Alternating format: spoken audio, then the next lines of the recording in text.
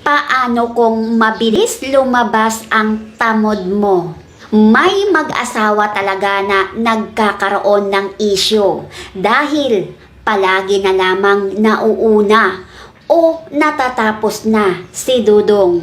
Nako Dudong, kapag palagi ka na lamang paspasan ba? Kapag palagi ka na lamang nakaabot sa finish line? Nako, kawawa naman si Inday, palagi na lamang bitin.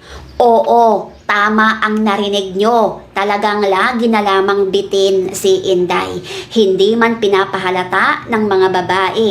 Pero okay na lang din. Mas pipiliin na lang nilang maging masaya ang kanilang kapareha. Alam nyo ba na merong mabisang paraan para sa mga problema nyo? Disclaimer muna tayo, ako ay hindi isang doktor. Etong ibabahagi ko ay ayon ito sa mga eksperto. Ako ang inyong Ate Balti na nagbibigay lamang ng tips. Narito ang iba't ibang paraan na pwede mong subukan. Siyempre, para matagal matapos. Paligayahin mo ng husto ang iyong kapareha. Bakit nga ba mahalaga ang pampatagal? Mainam na paligayahin mo muna ang iyong asawa o nobya sa foreplay. Alam mo ba na may mga babaeng nauuna kahit sa foreplay pa lamang? May konting basa-basa na yan kapag si Dudong magaling magdala. Nako Dudong, sinisigurado ko sa iyo na dapat magaling kang maglaro. Ganon ba? Bahay-bahayan muna. Hanapin mo ang kiliti ni Inday para mas maganda. May mga pag-aaral din na nagsasabi na mas nagaganahan daw ang mga lalaki kapag ramdam nila na nagiging masaya rin ang kanilang kapareha sa kanilang ginagawa, sa kanilang kinikilos. O, ayan Dudong ha, alam mo na, kaya dapat galingan mo. Ito Dudong, makinig ka.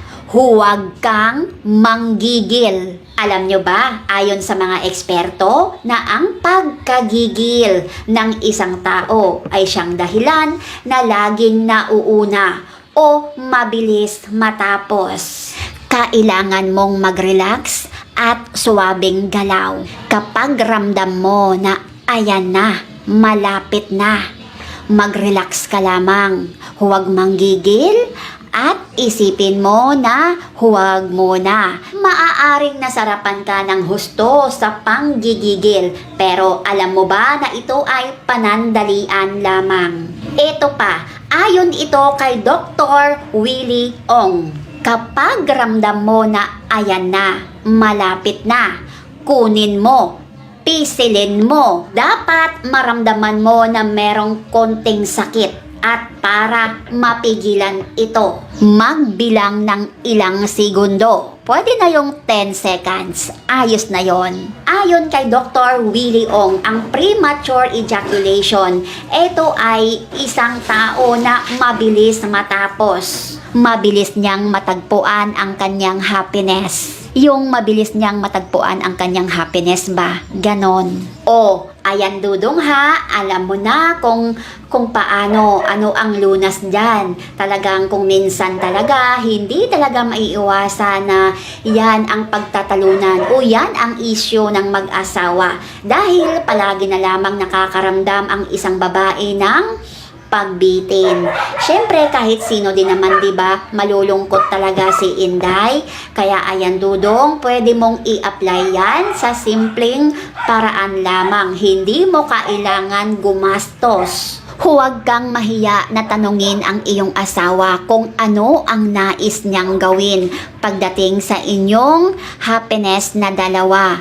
Para, di ba, malay mo, sabay kayong dalawa sa ganoong techniques, sabay kayong dalawa sa ganoong paraan, o di ba, walang talo sa inyo. Huwag kang mahiya Dudong, lalo na kapag nagsasama naman kayo sa isang bubong. Ayan ha, lalo na kapag kasal naman kayo, matagal na kayong nagsasama, may mga anak na kayo, o di ba, bakit ka pa mahihiya? So ayun, magtanong ka kung ano ang gusto niya, o di ba, malay mo, mas komportable pala ang babae sa mga ganong paraan. Yung gusto niya, pinapatuwad siya. O, di ba, at least pareho kayong panalo doon. Swak na swak. Pero kapag ginawa mo na ang lahat, pero ganun pa rin, lagi ka na lamang nauuna sa finish line. Nako Dudong, kailangan mo nang kumonsulta sa iyong doktor at magtanong para mabigyan kanya ng magandang lunas na gamot dyan o kung ano ang maipapayo niya sa iyo. Kaya ayan ha, kapag nasubukan mo na, tumingin ka na, nag-research ka na, pumunta ka na sa mga kaibigan mong mga eksperto kung ano ang dapat gawin, pero wala pa rin. O sinubukan mo itong payo ni yung tips ni Balti, wala pa rin. So, kailangan mo na talagang kumonsulta, pumunta sa doktor para mabigyan ka ng tamang gamutan dyan. So, ayun lamang, maraming salamat. At syempre, ganun pa man, always honor your wife, honor your, love your wife, respect your wife. So, ayun, maraming salamat. At syempre, dahil Sabado ngayon, at igala mo naman si Mrs. I-date mo naman si Mrs. dahil walang opisina, walang pasok ngayon. So ayun, kung meron mang pasok ngayon, edi sa linggo, o diba? O sa araw ng day off mo.